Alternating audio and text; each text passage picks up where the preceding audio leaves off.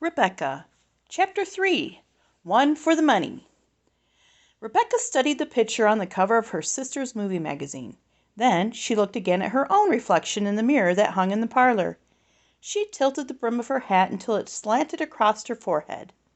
That was just how the movie star, Pearl White, wore her hat. Rebecca turned her face to one side and then the other, admiring the look. She imagined she was on the movie poster. Coming soon, Rebecca Rubin in The Perils of Pauline. Stop primping, Mama called. You'll make Papa late. I'm coming.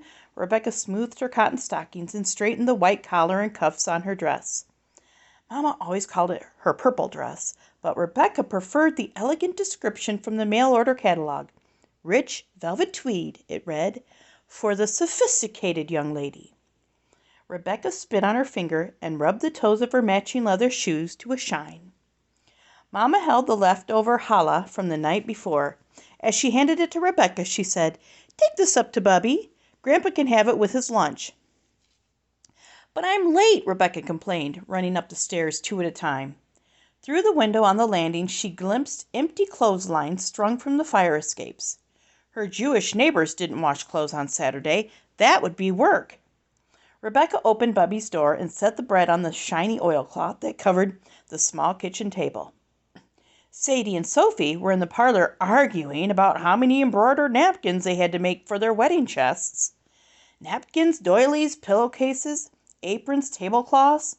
Bubby began, counting on her fingers. "If you don't make them now, you won't have enough linens ready when you start your own home." "Nobody makes trousseau anymore, Bubby," Sadie grumbled. "It's 1914 already, and in America you don't need a trunk full of handmade linens to get married." Bubby came into the kitchen holding the calico bag. Rebecca used it for her crocheting. "You left your needlework here," she said. Rebecca tucked the bag under her arm. "Maybe if it gets slow in the shoe store, I'll make another doily." Bubby frowned. "I don't think you should crochet on Shabbat. Even crocheting is work." "I'm already helping at the store," Rebecca reasoned. Bubby sighed. "I suppose it could be worse," she admitted. "You better take the pattern book," Sadie said. You'll need the directions." "I know them by heart," Rebecca said, turning to go. Bubby pinched her cheek. "Such a talent with the crochet hook." She called to the twins. "Your younger sister makes more than both of you for your wedding chest." "Bully for her," Sadie scoffed. Rebecca raced down the steps and out the front door. "If I'm old enough to prepare for my wedding," she thought, "why was I not old enough to go to the movies or light the candles?" Papa stood on the sidewalk, tapping his foot. Rebecca had wanted the day to be perfect, and already she had spoiled things by being late. "Sorry, Papa," she began. "I had to fix my hat, and then—" "My, how dramatic!" Papa smiled, looking at the tilted brim. "So today you'll be my stylish helper." He put his arm around her shoulder as they walked down East 7th Street. "We'll save a little money and skip the trolley," he said. "But we won't save time. It's a long walk." If Papa didn't want Rebecca's savings, why did he need to save the 5-cent fare for the trolley? She tried not to think about the money they needed for Cousin Anna and her family. Rebecca had saved so little. How could she make a difference? Marigolds bloomed in the window boxes on the row of houses in Rebecca's neighborhood. As she and Papa walked, the streets became narrower and storefronts looked out from the ground floor of tenement buildings. They crossed the busy thoroughfare of East Houston Street, and Rebecca admired the elegant window displays in the shops. At last they turned onto Riverton Street. Instead of the usual weekday bustle, just a few pushcarts lined the road. Pungent smells of pickles and cheese and herring filled the air. Neighbors passed each other on the street, and Rebecca heard greetings in many different languages. When she saw the familiar blue awning of Papa's shoe store, she dashed across the street. Papa caught up to her, out of breath. "Slow down. You have to watch for wagons, and now there are automobiles, too. Those reckless drivers, they don't look out for little girls." Rebecca just grinned and reached for the key in Papa's hand. "Let me do it." She unlocked the front door, and the bell on top jingled cheerily, as if to welcome her. She stepped inside and hung a window on the window. hung a sign on the window. It said "Open" in English, Yiddish, and Italian.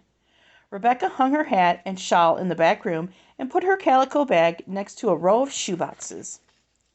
"I'll start dusting," she offered, taking the feather duster from its hook. She wanted Papa to see that she could be a big help. Rebecca breathed in the thick, buttery smell of new leather. She loved the way shoes sat at attention on narrow shelves, as if they were waiting for the chance to march outside. She whisked the dust from the shoes on the display, singing as she worked. "Take me out to the ball game," she sang. "Take me out with the crowd." In the children's area, she brushed lightly over tiny, high-topped boots, thick-soled play shoes, and dainty dress shoes with straps that buttoned across the ankle. "Buy me some peanuts and cracker jacks. I don't care if I never get back." She dusted women's shoes with pointy toes, fancy buckles, and squashed heels. If the ball game's over," Papa joked, "the sidewalk needs sweeping." He handed Rebecca a tattered broom. "The pushcart peddlers leave such a mess Friday afternoon. I have to sweep up so the store looks better. Put on my workshop apron so your dress won't get dirty." Rebecca wrinkled her nose. She didn't want to put the stained canvas apron over her beautiful dress. Then Papa handed her a pair of worn leather boots. "Wear these instead of your good shoes," he told Rebecca. Rebecca started to argue, but she didn't want to annoy Papa. She tied on the big apron and replaced her shiny shoes with the old boots. Outside, Rebecca consoled herself by pretending she was auditioning for the movie studio with Max. She imagined she was playing a poor immigrant who had to sweep the streets to help her family survive. She pushed the broom slowly to show how exhausted she was. She swept up banana peels, soggy potatoes, and pieces of newspaper blowing against the curb. "Life in America is so hard," she pretended. "I can't go to school, but must work every day for pennies." She hummed a sad Yiddish song. Lost in her play acting, Rebecca was startled by Leo Berg, a pesky boy from her class at school. His mother walked beside him. Draped around her neck was an elegant fur scarf ending in a fox head, a tail, and paws that dangled from her shoulders. Mrs. Berg swished inside the shoe store without a glance, but Leo stared at Rebecca while she swept. "This is my father's store," Rebecca said proudly. "I'm helping today." "Why, you're nothing but a street sweeper," Leo sniffed. Imagining she was a poor sweeper in a movie was fine, Rebecca thought, but having someone call her one was unbearable.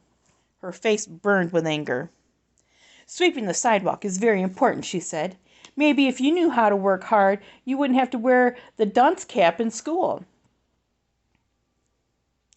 Leo's cheeks turned red.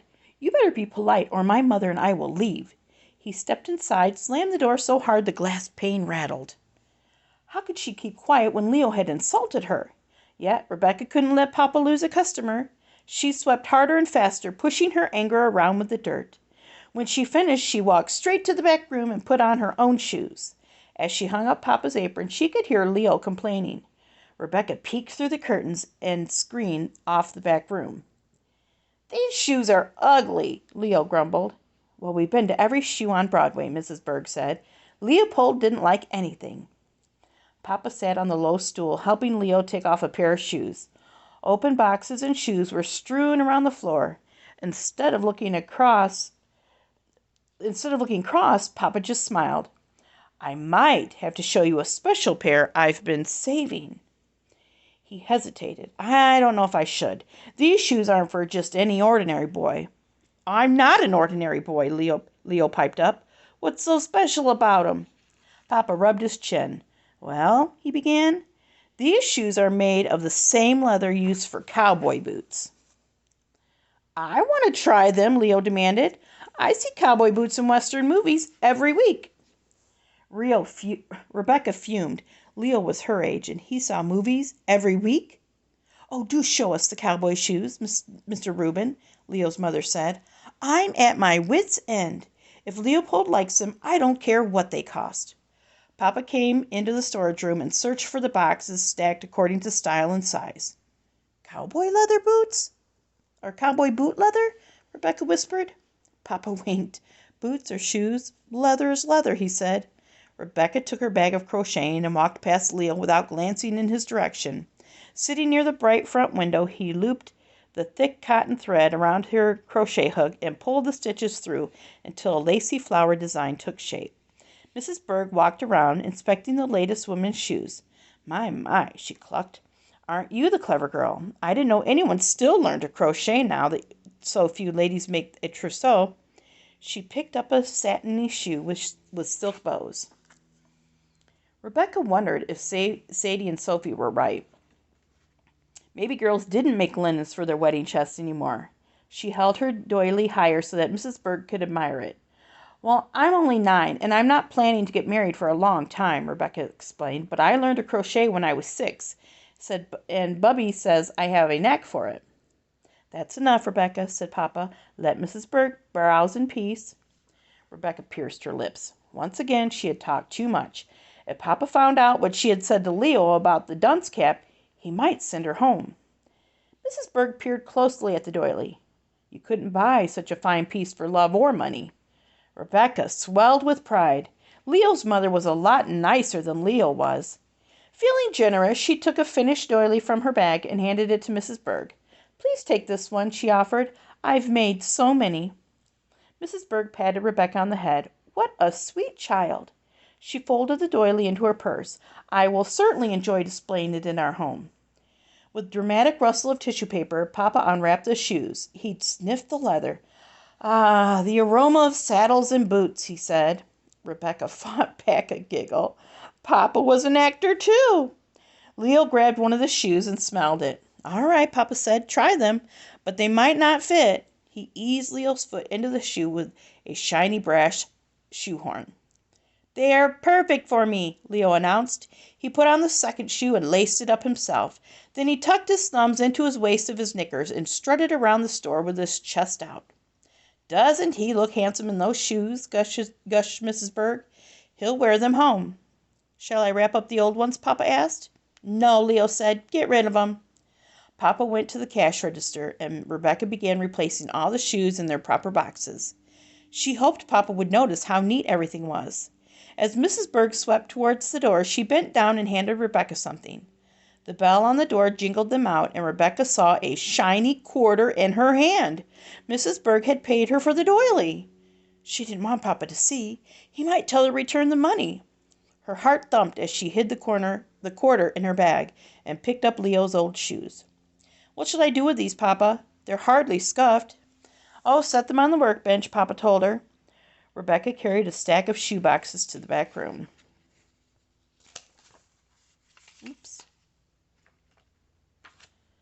Along with Leo's old shoes. As she placed his shoes on the workbench, she saw several other pairs of worn children's shoes lined up near cans of shoe polish. The bench was littered with tools, tiny nails, and scraps of leather. What will you do with these old shoes, Papa? She asked. Jing, jing! The bell on the door announced a customer before he could answer Rebecca's question. A thin woman with dark braids pinned up around her head stepped inside. A small boy held her hand. May I help you? Papa asked. My son's shoes, they're too small, the woman said in a heavy Italian accent. A friend said to me you have shoes not cost too much. Sit down, Papa smiled. The boy was about the same age as Benny. He had on a pair of worn knickers and his stockings were mended around the knees. Papa pushed his thumb against the toe of the boy's shoe. Definitely a bit snug. He took off the old shoes and Rebecca saw that the soles were worn all the way through. Papa measured the boy's feet with a wooden measuring slide. You'd think my little Joey would have plenty of shoes, the woman said, since his father works in the shoe factory. Papa nodded.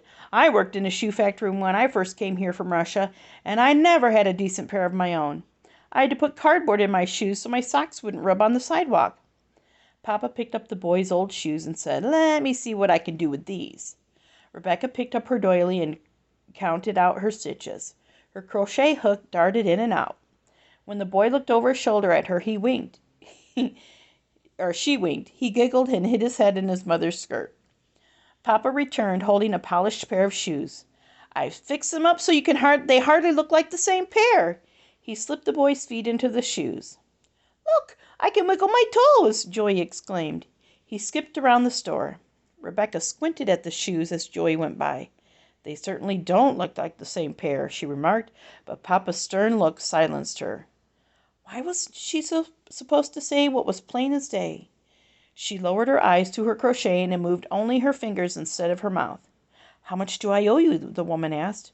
Not a penny, Papa said. I just fixed his shoes up a bit. I thank you so much, the woman said with a grateful smile. Papa patted the boy's shoulder. Wear them in good health, Joey. Rebecca watched as Joey set off down the street, hopping over cracks on the sidewalk. Now you know why I saved those old shoes, Papa said quietly. I keep them for situations just like this. Does the lady know what you did? Rebecca asked. Papa nodded. She knows, but it's best not to talk about it, Becky. No one likes to take charity. That was a good thing to do, Papa, said Rebecca. She gave him a hug. It's a mitzvah, Papa explained. We should help others whenever we can. Your heart tells you to do the right thing, you do it. But you already know that, don't you? Rebecca felt a twinge in her own heart as she remembered Anna. Shouldn't she be doing something to help her cousin? The store grew busier and thoughts of Anna soon disappeared. As Rebecca carried boxes back and forth, she remembered the quarter in her bag. What if she brought more doilies to the store next week? Maybe Mrs. Berg would come back. Papa, could I work with you every Saturday? She asked. We'll see, Papa said. We'll see.